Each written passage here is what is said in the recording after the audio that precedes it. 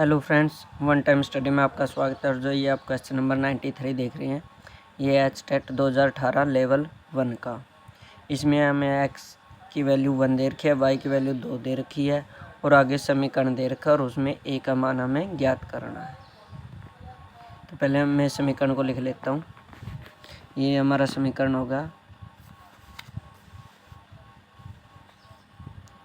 ए square x plus में ए Y is equal to 3। तो यहाँ पर x की वैल्यू 1 रख देंगे, y की वैल्यू 2 रख देंगे, तो हो जाएगा ये A square plus 2a is equal to 3। इस 3 को जब हम इक्वल से इस साइड लाएंगे तो क्या हो जाएगा ए स्क्वायर प्लस 2a। ये जो 3 है इस साइड में आके माइनस का 3 हो गया, क्योंकि जब भी इक्वल से बराबर के साइन से दूसरी साइड वैल्यू लेके जाएंगे, प्लस किया तो माइनस की हो जाएगी, माइनस किया तो प्लस की हो जाएगी। मल्टीप्लाई में थी मतलब कि गुणा में थी तो डिवाइड में हो जाएगी, भाग में हो जाएगी। और जब भाग में थी डिवाइड में थी तो वो मल्टीप्लाई में हो जाएगी।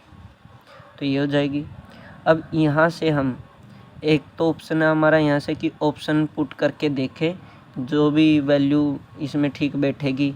वैल्यू पुट करने के बाद यहाँ पर 0 आ जाता है, क्योंकि बराबर इक्वल टू 0 दे रखा है। यहाँ पे हमें ए की वैल्यू पहले 1 रखेंगे, फिर -3 रखेंगे, 1 रखेंगे, 2 रखेंगे। जिस भी ऑप्शन में ये वैल्यू पुट करने से 0 आ रही हैं तो इसका मतलब वो हमारा आंसर है। लेकिन सही तरीका क्या है इसका? वैसे तो इंटेलिजेंट है जो वो ऐसे कर सकते हैं, लेकिन कई बार है जो गलती हो जाती है। तो उस गलती से बचने का तरीका यह है, यह एक द्विघात समीकरण बन गई। क्या बन गई? द्विघात समीकरण, क्वाड्रेटिक इक्वेशन बन गई। और इस क्वाड्रेटिक इक्वेशन को किस तरह से सोल्व करते हैं?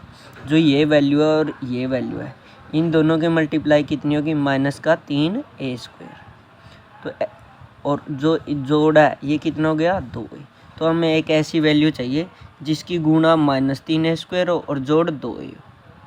या इसको इस तरह से कन्वर्ट कर लो कि हमें इस 2 को इस तरह से बदलना है कि ये वैल्यू तो ऐसे ही रहे, इसका मान तो ऐसा ही रहे, लेकिन उसकी अगर 2 जो इसको कन्वर्ट करेंगे तो उनकी गुणा कितनी आनी चाहिए? -3a²। देखो कैसे, ये स्क्वायर है, मैं इस 2a को क्या ऐसे नहीं लिख सकता? 3a - a, और ये -3 as it, -3 as it is, a² as it is. मैंने क्या किया? 2a को किस में कन्वर्ट कर दिया? 3a - a।